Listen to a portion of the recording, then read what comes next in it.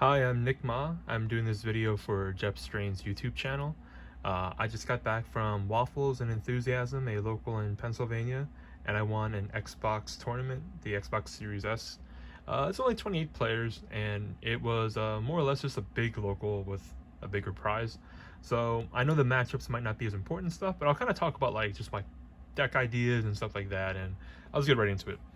So I played Carrot Pixies Red. The reason I played Pixies is I'm a huge fan of this card right now. This is the big reason I'm playing the deck. It's Mosquito. It's a burn card that needs a bunch of monsters on board for it to work. It's kind of like Colossal Fighter and Army Arm for the duelists I played way back. It's a really cool combo, and I'll kind of go over it in a little bit, but you just need a lot of monsters on board. So when I used Pixies, more of the time was it needed to be just a level 2 monster, like an extender, as opposed to like the actual effect. I have 3 Jet, 3 Blue, 2 Magnamute, and 3 Jerusalem's, and 3 Ash. So the reason why I played this ratio of Ash Blossoms, or not, I'm sorry, the ratio of Bystials is, this is not a hand trap build. If you can see, it's like a power spell build with like a bunch of spells and stuff that I'll get into. So you're not looking to stop your opponent preemptively. You kind of just like let your opponent combo if they have it. Obviously, like if you have these stuff, you stop it. But the reason why Jerusalem is more important than Magnamute in the build is because Jerusalem is removal. So say like you open up any level 2, like anything, and then Jerusalem, and Jerusalem sticks the turn before, even the kind of turn you play it. You can link them off to make Spright to dump like Angler. And then what you can do is like Spright chain link 1, Jerusalem chain link 2. Now they can't do things like Gamma or like Ash or like whatever to your Spright. Jerusalem still sends, and then Angler, I mean, I guess they could Ash the Angler, but then Angler resolves a special 2 more out. The idea behind Jerusalem is just because you can make it into a playable monster in Engine with just 1 level 2, and it being removal is really important. Sorry I got distracted there. And then I played double Angler, triple Beaver, and then triple Swap. The reason Swap's important at 3 is if you ever draw Swap as your only level 2, and you have to like link it off and stuff, you'll have 2 more Swaps in deck that one can go for Gigantic, and the other one can be brought back by Elf to make Toad in that same turn. If that makes sense. That way you're not missing a Swap Frog later. Excuse me.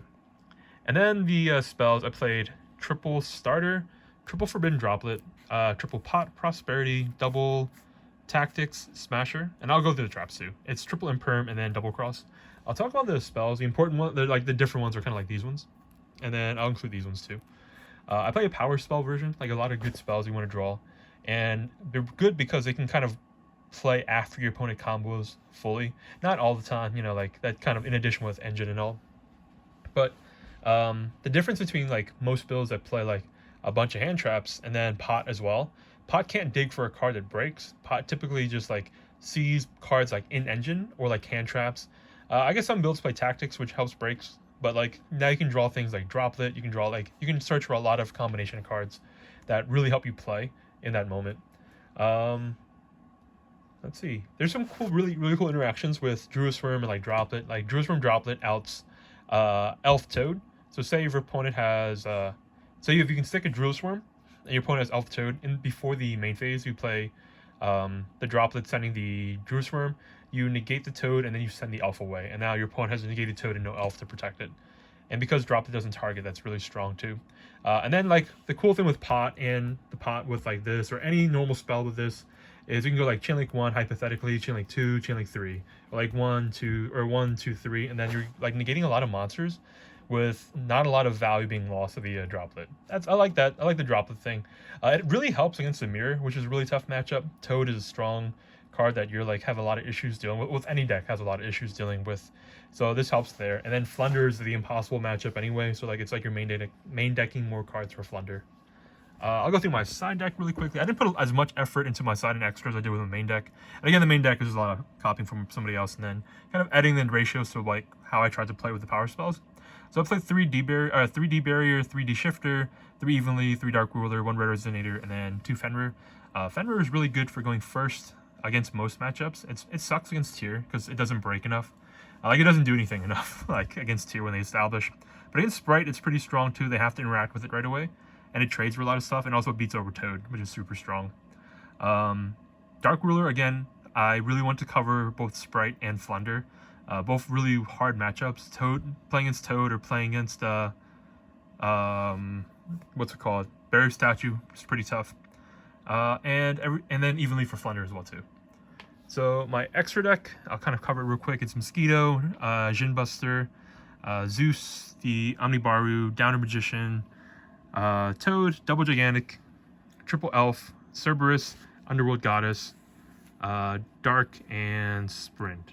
So something cool with Pot is I do banish for 6 sometimes when you really need a card. There's a game where my opponent stopped me from making Toad, and I didn't normal summon yet, so I had to Pot for 6 for the Swap Frog, and I caught the last Swap Frog, which was great.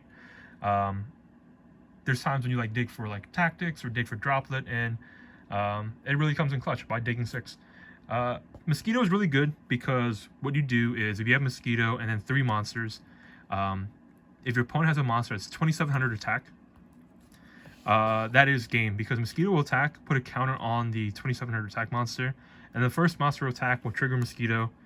Well, Mosquito's first attack puts a counter on, and then the second monster attack burns for 27, and then 27 times 3 is 81. So if you have 4 monsters, 3 monsters with Mosquito is typically game with a 2700 attack or more monster, and then, the more monsters you have, the less attack that monster needs to be for you to go for game. Double Cross was really good. The reason why I really like Double Cross was when you make the Elf Toad Double Cross setup, in the past, if someone interacted with your Toad prior to the main phase and they were able to deal with Elf efficiently, you kind of lost your whole setup. But now, because you can go something in the draw or standby phase, Toad interacts with it. In the response, you can chain, or even like at the resolution after Toad adds back, you can activate Double Cross to bring the Toad back again before you hit the main phase. And if they have to deal with it again, they'll probably have to go into the main phase where Elf can bring back Toad for the 3rd time.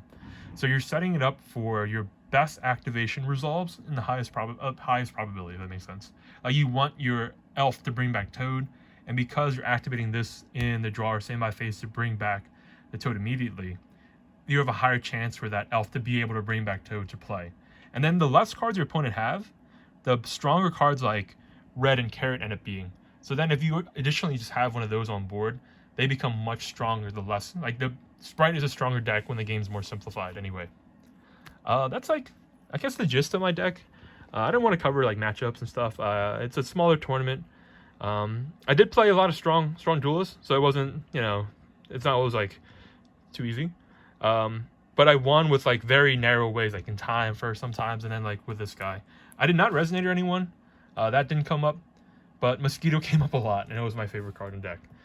Feel free if you have any questions, leave them in the comments, and thank you.